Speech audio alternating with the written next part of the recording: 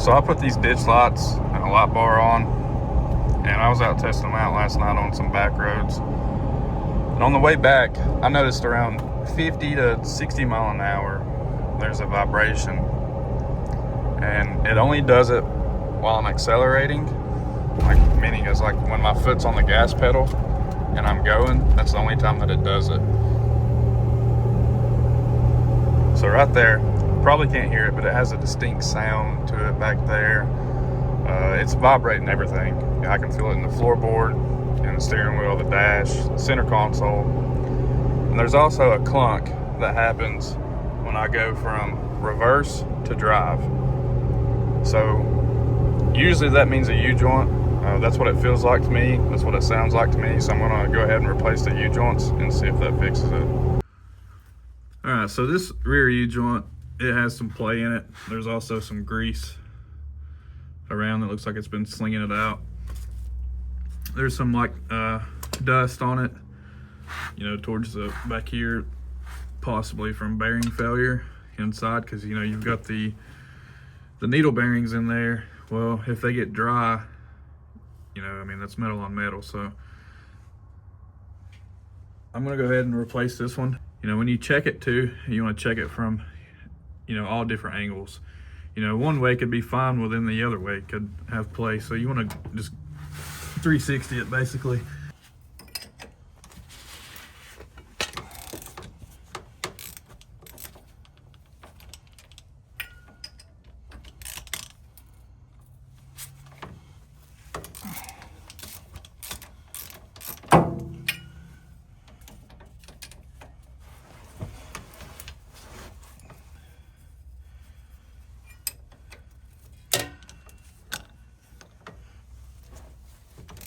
So when you pull this slip yoke out, when you put it back in, you know, I like to put it back in the same way it came out.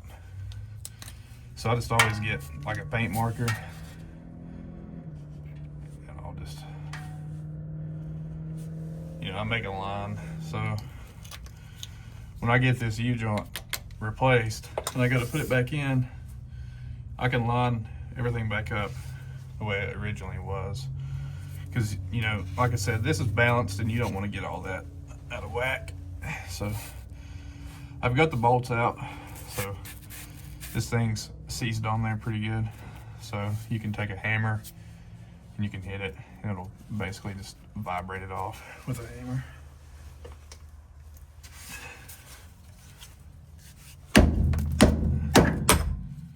There we go. So with this loose, just pull this right out. And there we go.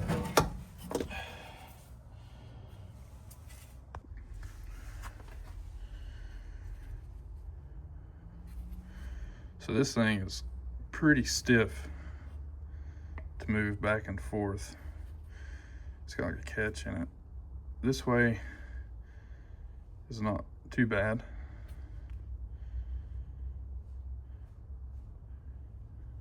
See how that's snapping? So right here, right there, there's a loose spot, and then there's a tight spot, and it's tight all the way around, loose, and it stays loose. So, you know, when you're going down the road, and this is spinning, you know, this thing's gonna have to, you know, flex and move. And with those tight spots in it, I guarantee that's where the vibration's coming from.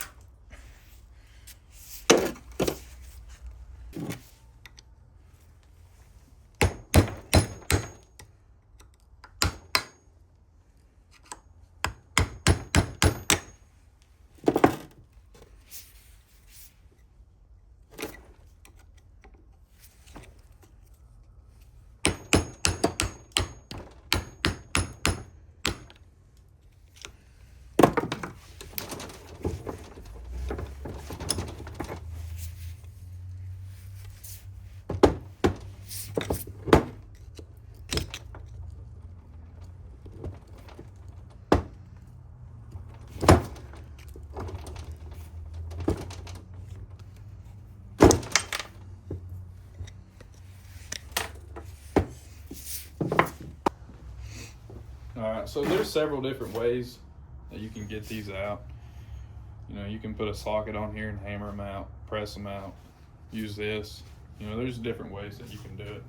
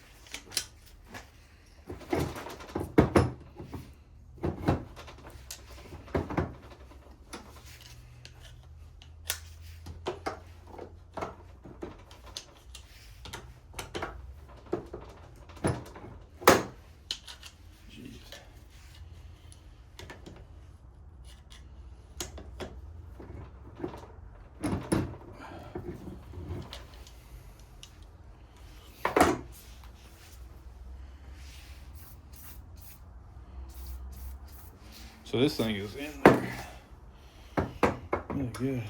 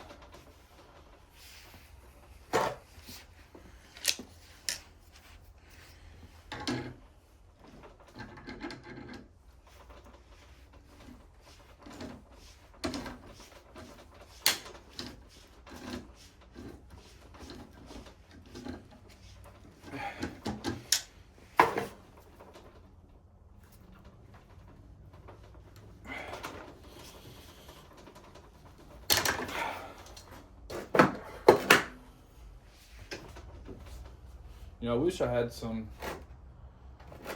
mat gas or something to get this hot, but I ran out and there's no propane right now at any of the stores.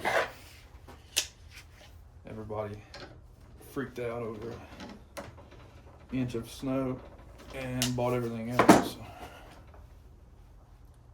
Jeez.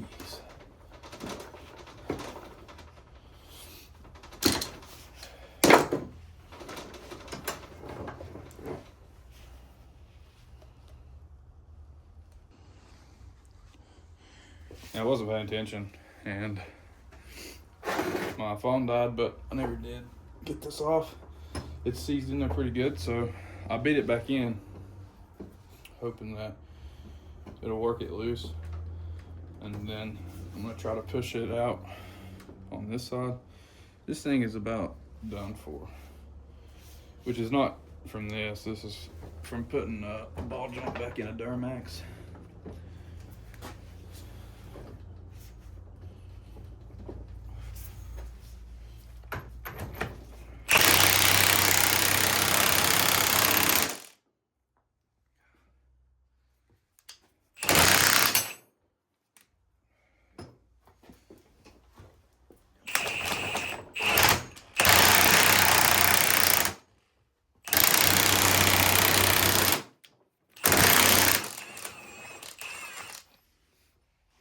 You know, this thing is nice to use, but you got to make sure the bottom is around this part. I don't think this side's going to come out either. I really need some propane to get this thing blazing. Oh, this one will. Yeah, that one came out fine.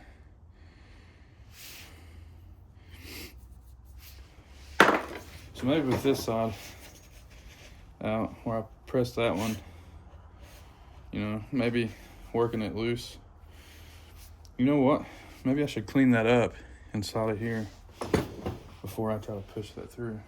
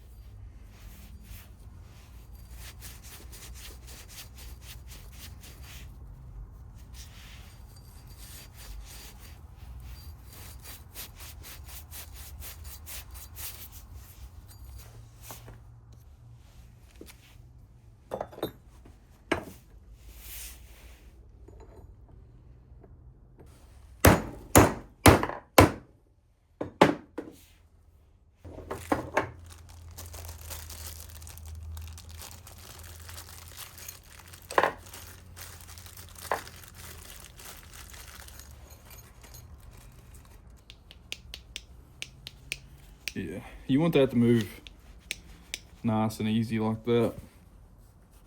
You know, most time you put it in and it's kind of hard to move, you can tap each ear with a hammer a couple times.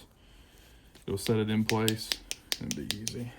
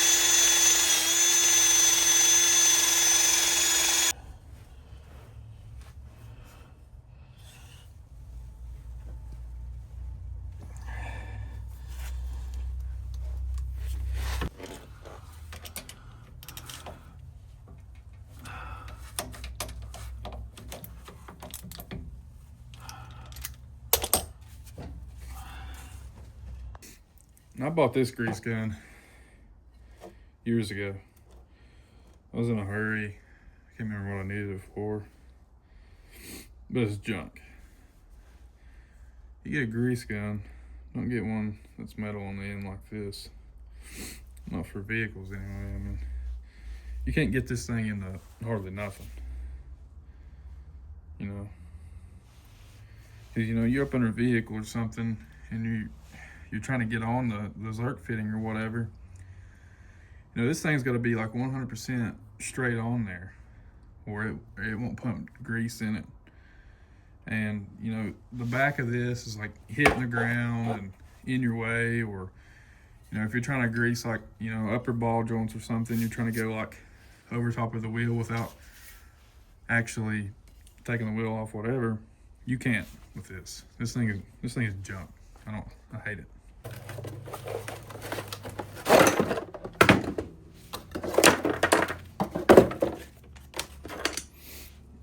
There we go. Yeah, that's what you want. Something like that, because you know, you can, you know, you get what I'm saying.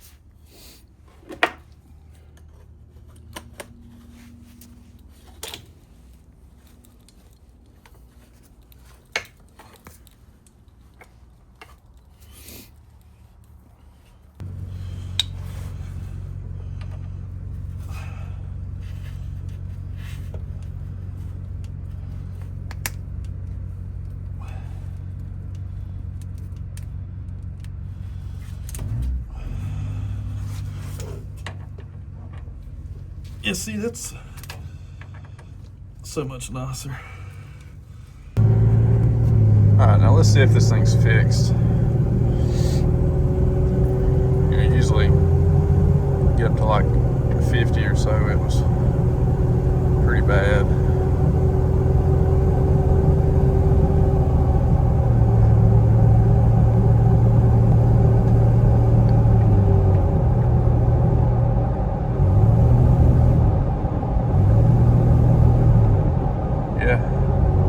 A lot better.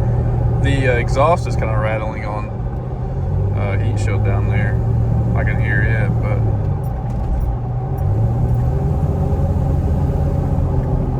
yeah. Okay, so that's fixed.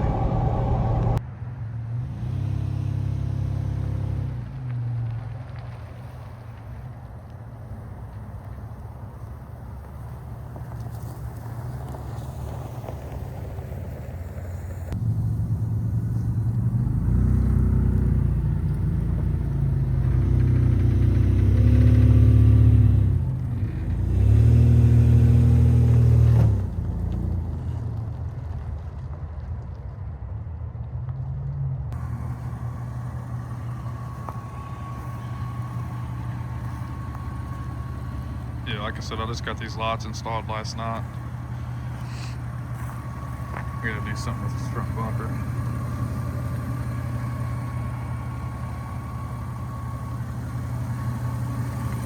I just bolted the lock bar in through the bumper. And these ditch lights, I made my own brackets. They go under and hook into your bolts for your hood.